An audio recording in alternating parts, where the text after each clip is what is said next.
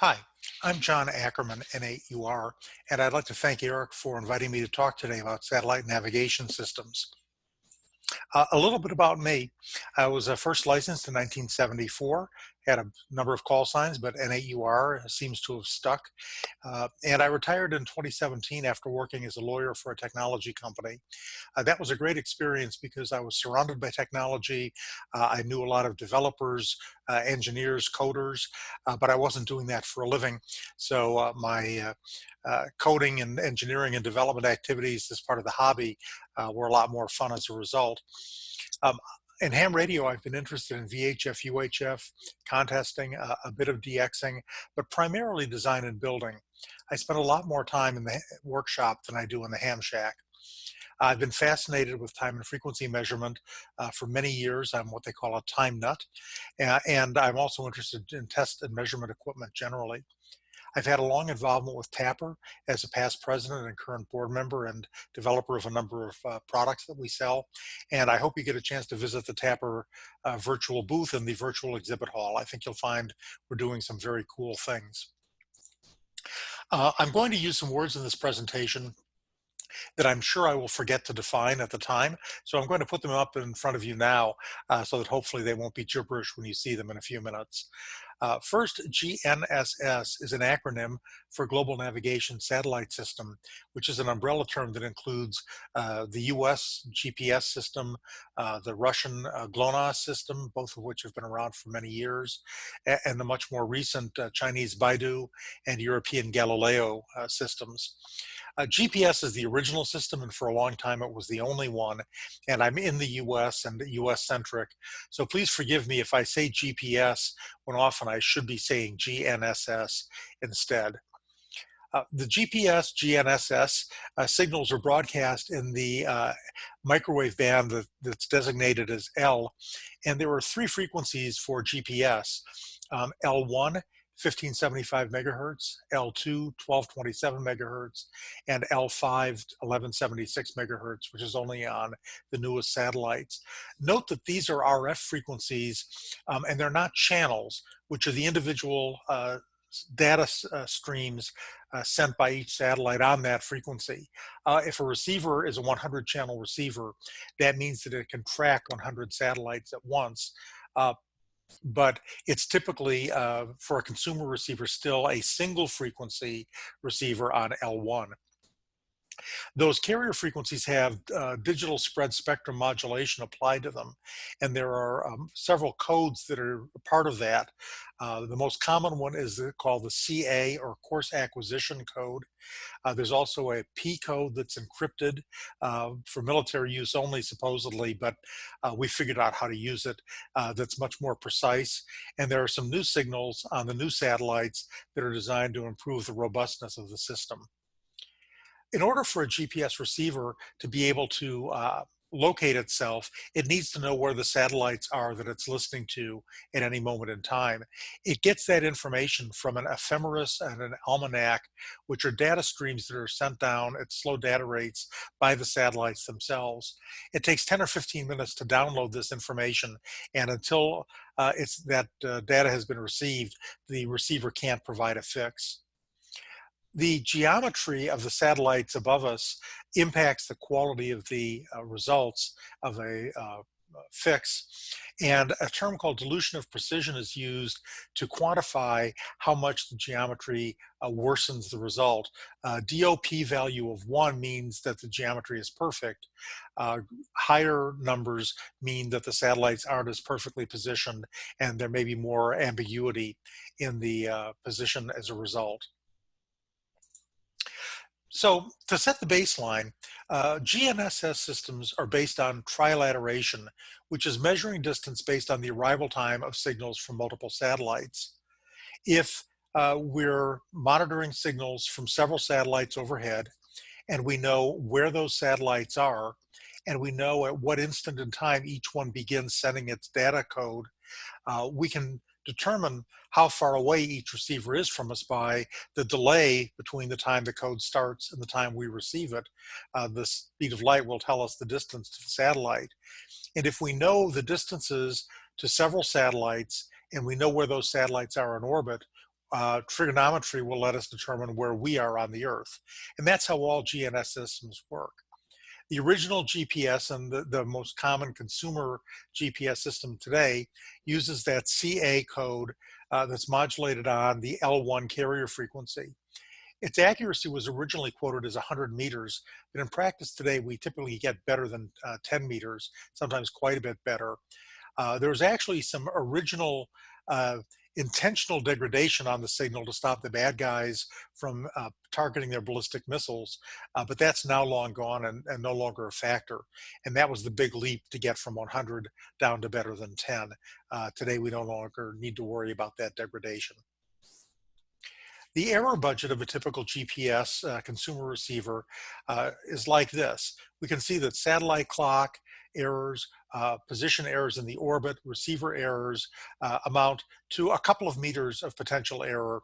And the atmosphere, the impact of the signal traveling through the ionosphere and the atmosphere and the unpredictable delays that that creates are actually the biggest single factor. When you add all these together, you get about 6 meters of potential error. And again, that dilution of precision can multiply that if the satellites aren't perfectly aligned. So that gives us a range of 6 to, according to this chart, up to 36 meters of error budget in a consumer GPS. I recorded some data using two GPSs that I have. One, a very ancient 1990s vintage Garmin GPS 20, the other, a modern U-Blox M8 series receiver. And the results are shown in these 3D plots. On the left is the Garmin, and you can see the scale. It's plus and minus 80 meters in each of the three axes. And we can see that the data that was taken over the period of about an hour is clumped pretty nicely, but there are several outliers that are many tens of meters away. And if we happen to take a single shot measurement, a snapshot, and got one of those outliers, we'd be quite a bit out of position. If you compare that with the modern receiver, now the scale is plus or minus 7.5 meters, and the results are much more tightly clustered. We don't see those outliers. So we can see that technology has definitely made advances, and the modern receivers can give us better results than the very old ones. But there's more than just the CA code, and there's more than just the L1 frequency.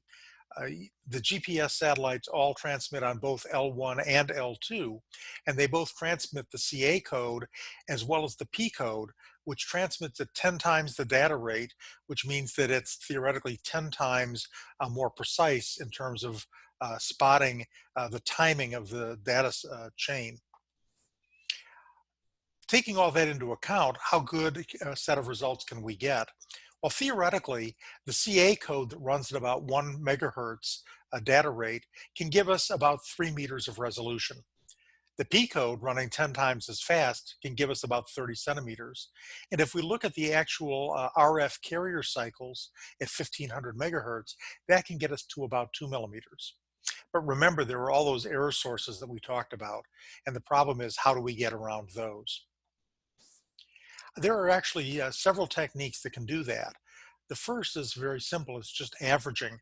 If we collect data for a longer time period, we'll tend to average out the noise and reduce the impact of the outliers and get a better result.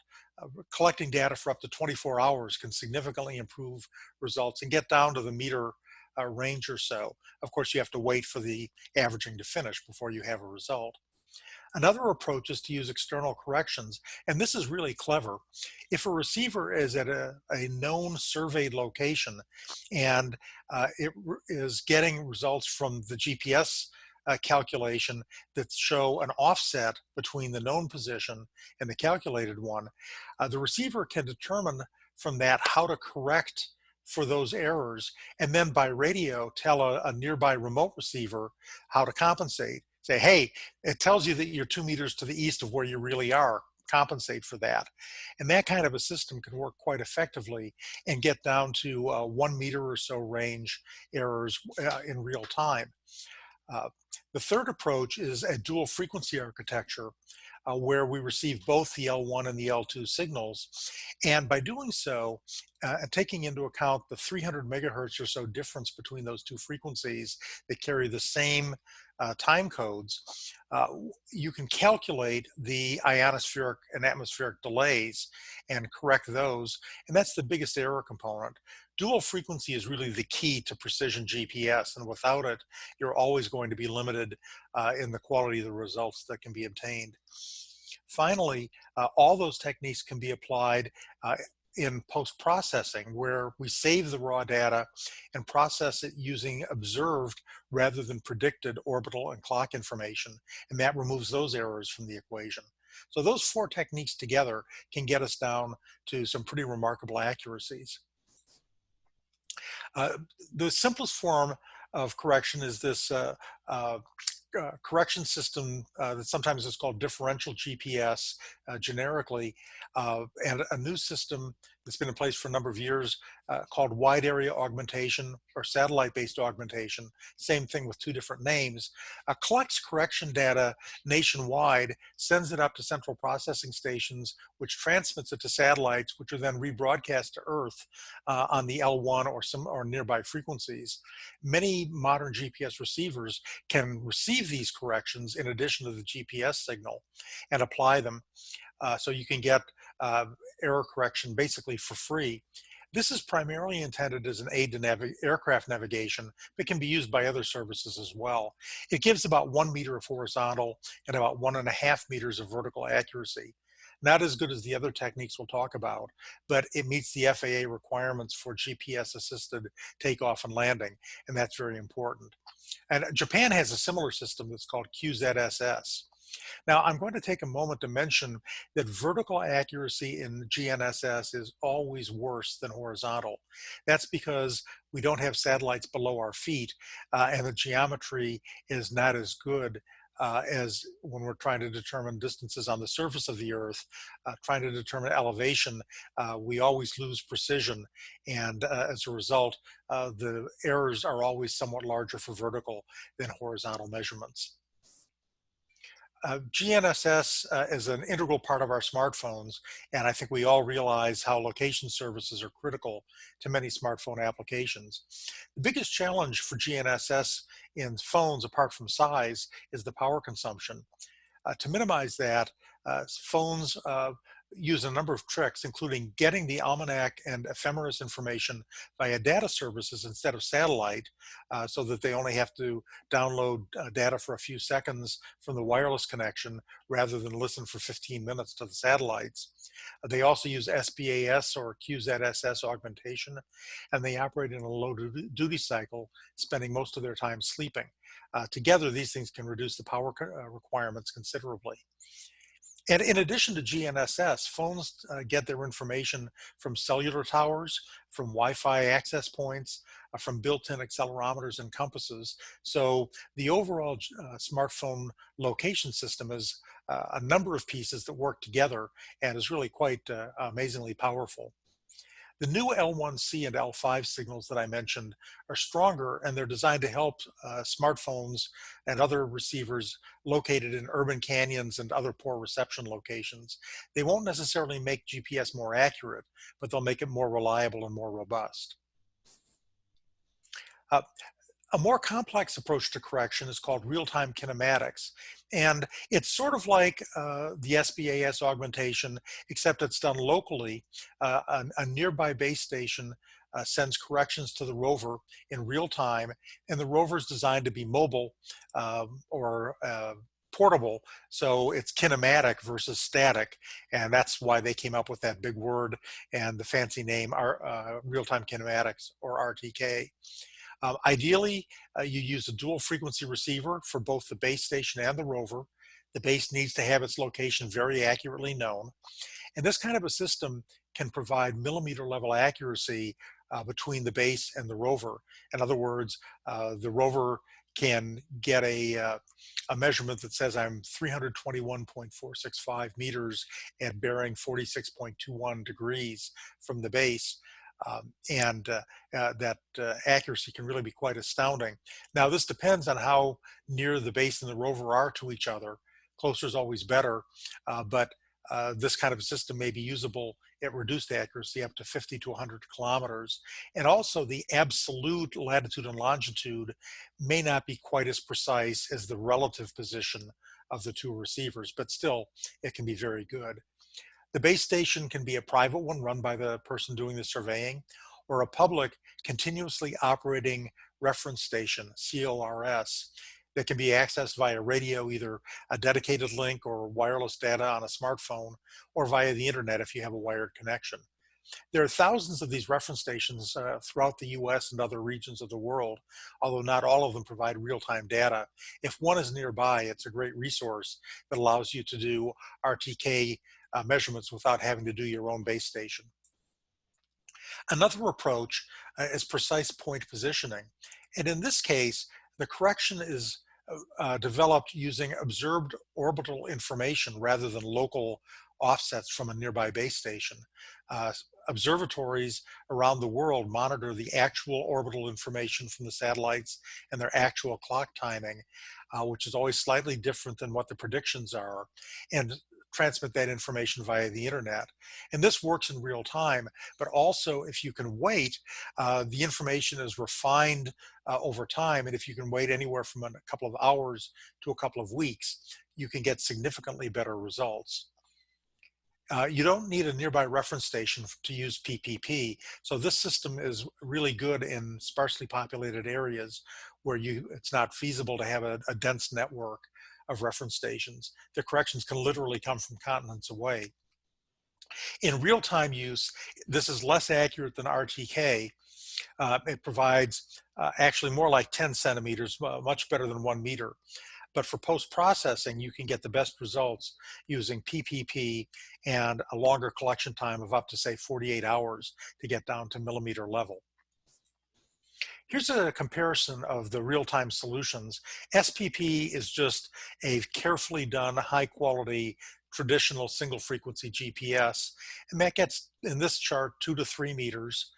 Differential GPS systems get to about 1 meter. RTK gets it to a centimeter. It's clearly the champion for real time, and PPP gets to about 10 centimeters. I've already mentioned that we can get better results by post-processing. Now, you can download these correction files and do the processing yourself with software typically used as RTK lib, but it's often easier to use an online service. There are several of these, but the two best and most widely used ones are Opus, which is run by the U.S. National Oceanographic and Aeronautics Administration and works only for U.S. positioning, or the PPP service run by Natural Resources Canada, which does PPP and can provide worldwide solutions, not just U.S. only. These are the results that I got by sending the same data from a surplus survey receiver to both services. And you can see the results are very similar. There's a slight difference in the last 3 decimal points of the results, and the error bars are quite similar, of a few millimeters in latitude and longitude, and about 1.5 centimeters of elevation. So both services work well. They do report their information slightly differently, and there are slight differences in the actual lat long reported for various complicated reasons that it would take a long time to explain. Now, in order to get these kinds of results, you need a receiver that's capable of dual frequency operation and that can output the raw satellite data that's needed for post-processing. And until recently, to do that, you needed a professional survey or geodetic receiver, which is typically a $15,000 or so item, plus another couple of $1,000s for a receiver, I'm sorry, for an antenna. And that's certainly not something that hams are going to be buying. Now, sometimes you can find obsolete units like the Ashtec Z12 or the Trimble Net RS on eBay for a few $100s. And if so, that can be a lot of fun if you're a fairly serious GPS nut. But even that's not something that most hams are going to participate in. So if that were the state of affairs, I wouldn't be giving you this presentation because there'd be no way you could take the information here and do anything with it. But things have changed. In the last couple of years, some low-cost modules have become available, primarily from a company called uBlocks, which sells uh, a couple of interesting receiver modules. One is an M8P, which is a single frequency receiver that's got the RTK processing software built in and also provides the raw data output. It's single frequency, so it's not going to get centimeter level results, but it can certainly do much better than 1 meter, and it's less than $100. What's even more cool is that just in the last year, uBlocks has started shipping their ZED F9P module, which is a true dual frequency receiver, also with the RTK processing software and raw data output. And this provides centimeter accuracy. You can buy one of these modules mounted on a nice carrier board like the one shown to the right that comes from SparkFun for around $200. Just recently, I've also learned about another receiver from a Taiwanese company called Skytrack that's also dual frequency and has the RTK processing capability, and it's less than $100. Now, at this point, we don't know much about this one, and I have a fairly strong feeling that its capabilities are more limited than the F9P, but still for $100, that's really quite amazing. So these tools are now available for hams and hobbyists to play with.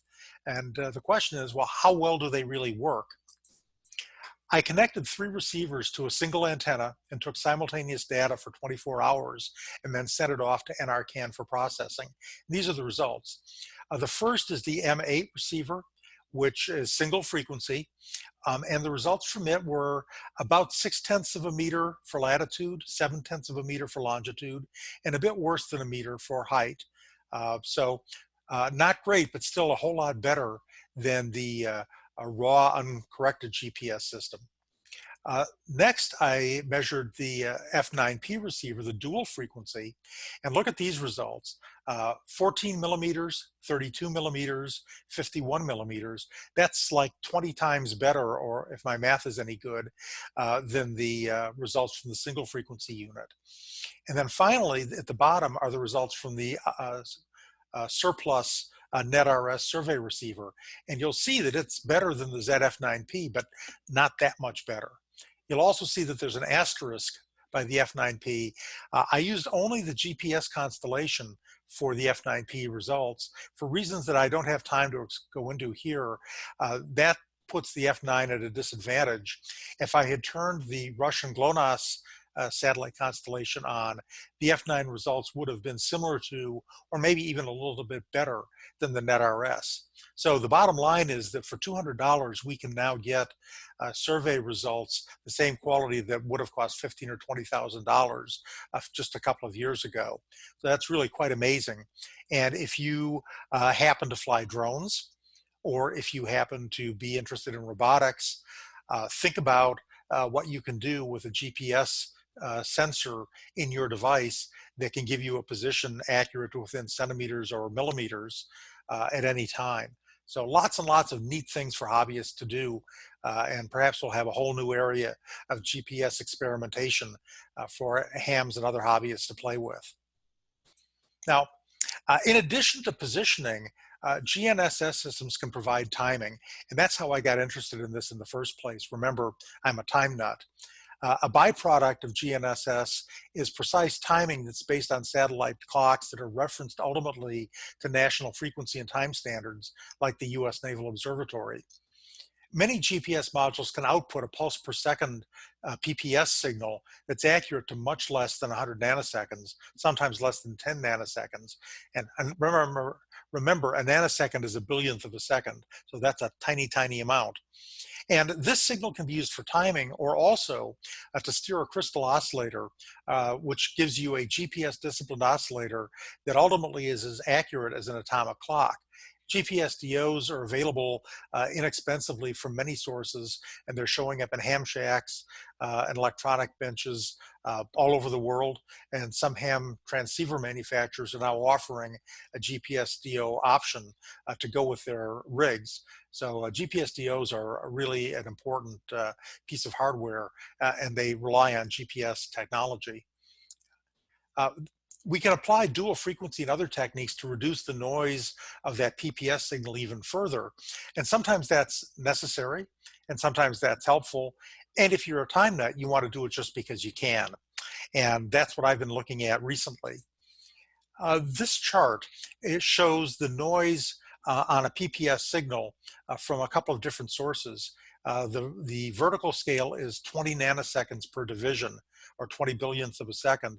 And so you can tell we're looking at a very small scale, no matter what, on all these plots. But we can also see that the first plot, the blue one, which is a traditional GPS timing receiver, uh, it's very good by a lot of standards, but there still is quite a bit of noise.